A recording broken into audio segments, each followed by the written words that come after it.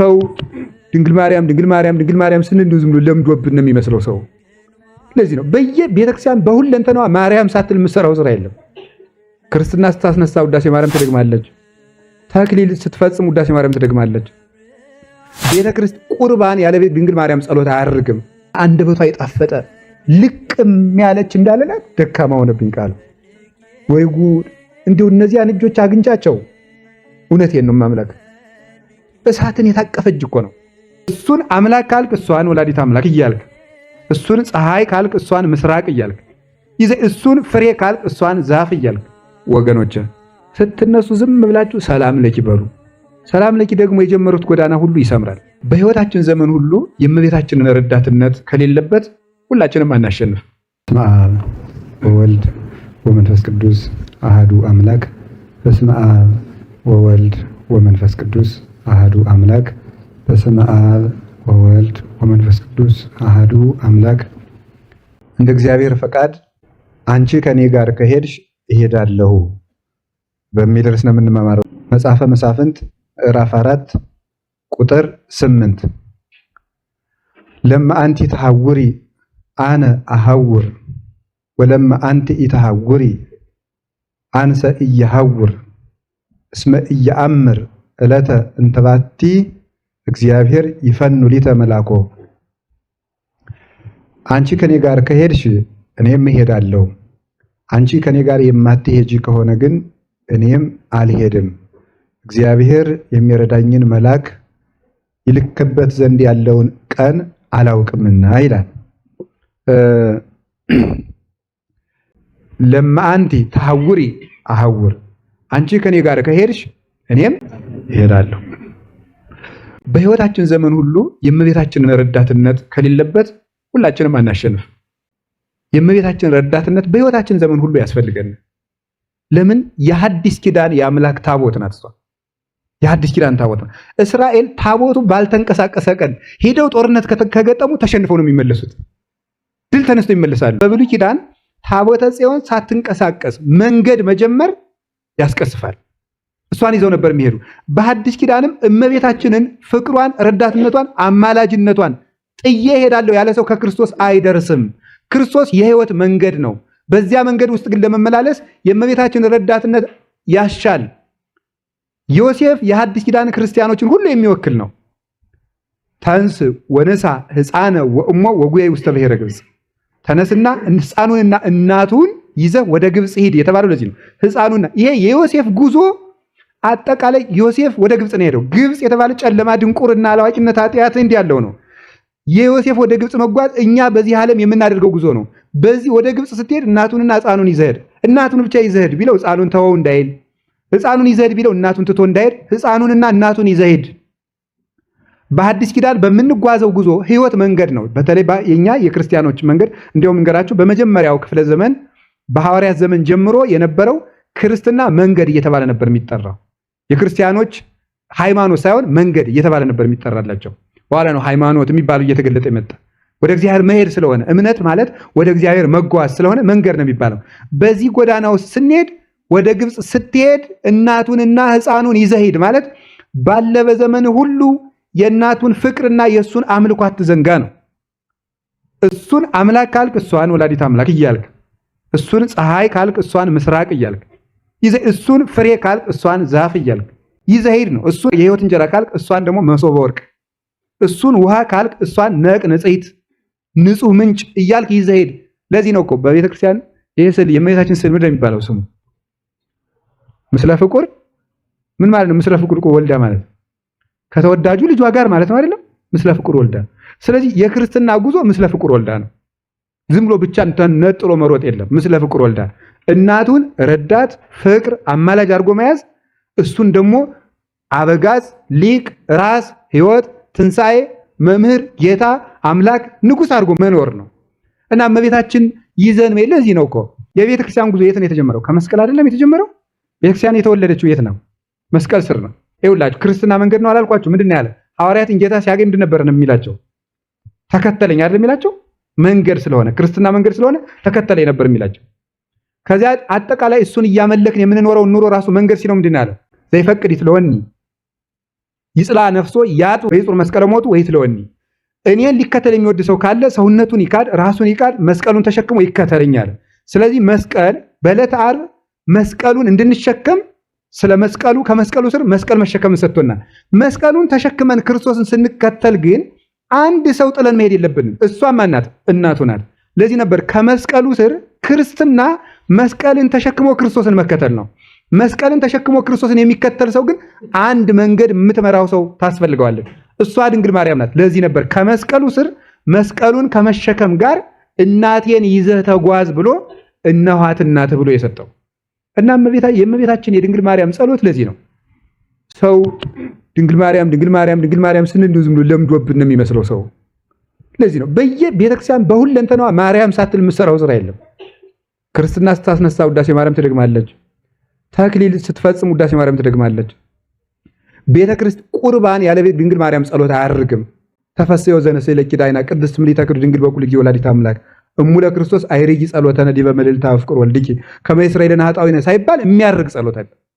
ምዕራገ ጸሎት ዕጣን የሚያርገው በድንግል ማርያም ዕጣን የሚያርገው ክርስቶስ ደግሞ ምንድነው ከተባለ የጸሎት ወደብና መዳረሻ ነው።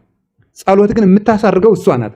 ማዕጠንተ ወርቃችን ከፍ ብላ ለሕይወታችን ምሳሌ ከፍ ብላ የምትበራ መቅረዝ ናት። ለጸሎታችን ደግሞ ማዕጠንት ናት። ለቁርባናችን ሙዳይ ናት። ለጥማችን ምንጭ ናት እመቤታችን።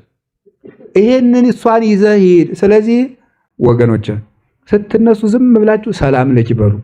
ሰላም ለኪ ደግሞ የጀመሩት ጎዳና ሁሉ ይሰምራል።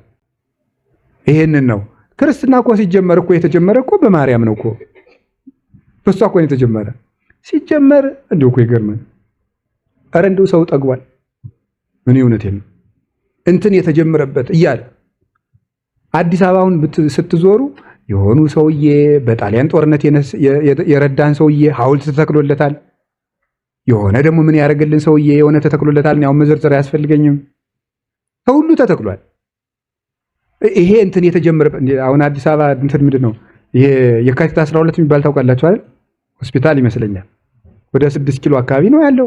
ከተሳሳትኩ አቅጣጫውን ስላልኖርኩ መጽሐፍ ብሳሳት ነው እንጂ አዲስ አበባን ተሳሳትኩ ተብዬ አይፈረድብኝም። እና እዚያ አካባቢን የካቲት 12 ግራዚያን የፈጃቸው ሰዎች መታሰቢያ ሐውልት አለ። የካቲት 12 ተብሎ በዓል ይከበራል። ለምንድን ነው ሲባል እነዚህ ያለቁበት ተብሎ ይሄ የተመሰረተበት ተብሎ ይሄን የጀመርንበት ተብሎ ይከበራል። ምናምንኛ ዓመት ተብሎ ክርስትና ከማህፀነ ማርያም ጀመረ አልን እኮ እና ይሄን ስንተኛ ዓመት ብለን ብናከብረው እንዲሁ ያንሰዋል ወይ? የድንግል ማርያም ታሪክ እኮ የህይወት ታሪክ ነው። የህይወት ታሪክ እንትና የህይወት ታሪክ ተብሎ እኮ በቤተክርስቲያን ሲነበብ ይስቃል። አቶ እንትና ከእናታቸው ከአባታቸው ከእንትና ከአባታቸው ዙሮ ያለ እናት አይወለድም ሰውየው ከአባታቸው ከምናምን ተወለዱ። እድሜያቸው ለትምህርት ሲደርስ ትምህርት ገቡ። ድሮ ሳይደርስ ይገባል። እንዲሁም ግርም እኮ ነው የሚያደርገው። ደስ ገቡ፣ ሲደርሱ አገቡ፣ ሳይደርሱ ማድሮስ ምን ያገባሉ? እና በጣም በዚህ ዓለም የሚደረገው ነገር ዝም ብሎ ጆሮ ስቅቅም ያለ ድሪቶ ነገር ነው። እንደዚህ ሲደርሱ አገቡ። ከዚያ በኋላ ደግሞ እንደዚህ አሉ። የሆነ ጨርቃ ጨርቅ ፋብሪካ ተቀጥረው 3 ወር ሰሩ ምናምን እንደዚህ ብለው አረጁ። በጣም ጥሩ ሰው ነበሩ ተብሎ ይተረካል።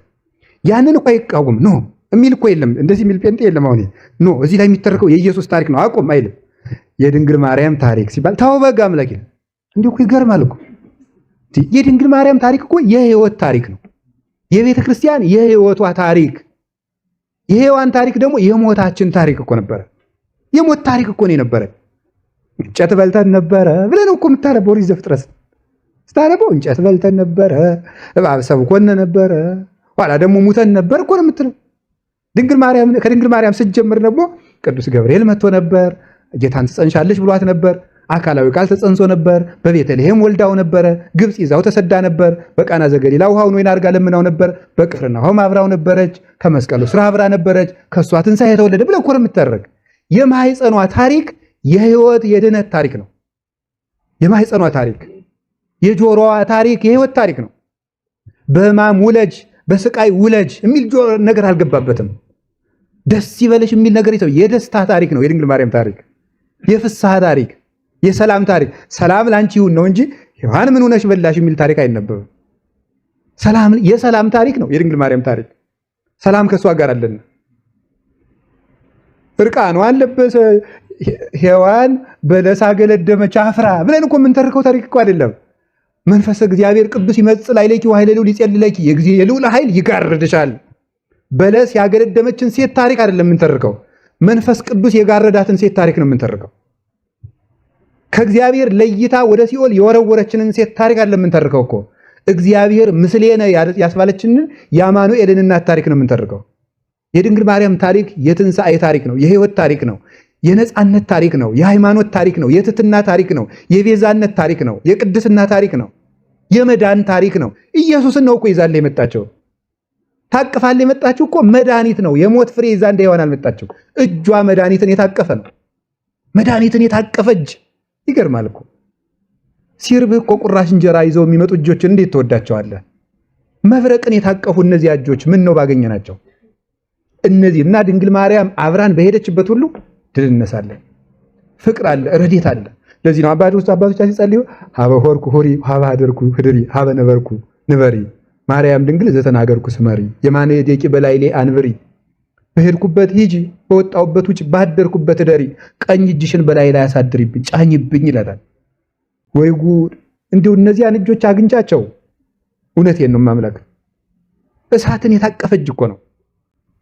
እና እንግዲህ ድንግል ማርያም እና ዛሬ ምን ምን ስለሆነ መሰላችሁ? ዛሬ እመቤታችን የበዓሏ ማብቂያ ስለሆነ እንደው ዝም ብዬ ስለዚህ ርዕስ እንድነጋገር ያደረኳችሁ እና አንቺ በሄድሽበት እሄዳለሁ በሉ። እስኪ ሁላችሁ በሉ ንገሩኝ እንጂ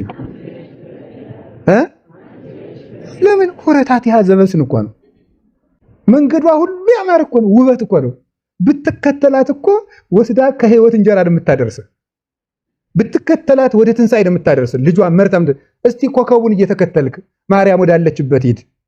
ያንን እውነተኛ ፀሐይ እኮ ታቅፈው ነው የምታገኘው። በድቅድቁ ጨለማ በሌሊት ታቅፈው ነው የሚገኘው። ወደ ድንግል ማርያም በእውነት እውነት ልንገራችሁ ከዋው እገሪሆሙ ለእለ ይዜንው ዜና ሰናየ። እኔ ድንግል ማርያም ወዳለችበት የሚመሩኝ እግሮች ያማሩ ናቸው። ድንግል ማርያም ወዳለችበት የሚጠቁሙኝ ጣቶች የተባረኩ ናቸው። ስለ ማርያም የሚነግሩኝ አንደበቶች የጻፉ ጣቶች የነ አባ ጊዮርጊስ የነ ቅዱስ ኤፍሬም አንደበቶች ብሩካን ናቸው። እነሱንም ራሱ ጸቃዊ ውህዝም ከናፍርኪ ብለን ማመስገን አለብን። ከአንደበትሽ ማር ይፈሳል እና አንደበቷ የጣፈጠ ልቅም ያለች እንዳለላት ደካማ ሆነብኝ ቃል ሁሉ ነገር ያላት ማዛፏ ከመኮል ከአንደበቷ የሚወጣው ቃል እንደ እንኮይ የሚጣፍጥ ማርልኝ ከሚል ነገር አንድ ክፉ ነገር ወጥቷት የማያውቅ እንደሷ ያለ ማንም የለም። እውነት እንዴ! እግዚአብሔር በምድር ላይ ከፍ አድርጎ በቤተ ክርስቲያን ያበራልኝ መቅረዝ እሷ ናት። እኔ የምሄደው እሷን እያየው ነው። እና እመቤታችን ስላለችን በጣም ደስ ሊላችሁ ይገባል። ሞገስ ክብር የሚሆን ልጇን ታቅፋ ስለምትመጣ አሁን ብቻችን አይደለንም። በቃ ምሕረት አገኛለሁ ብለን ካሰብ እኔ ድንግል ማርያም በማሰብ ነው። አዎ እንደው አላችሁ እንዴ? እግዚአብሔር ከሁላችን ጋር ይሁን እና በቃ ይበቃኛል። ስለዚህ ድንግል ማርያም በሄደችበት ይውሰደን። ድንግል ማርያም ባደረችበት ያሳድረን። ድንግል ማርያም በገባችበት ያግባን። እግዚአብሔር የተመሰገነ ይሁን። ይቆየን። ስብሐት ለእግዚአብሔር።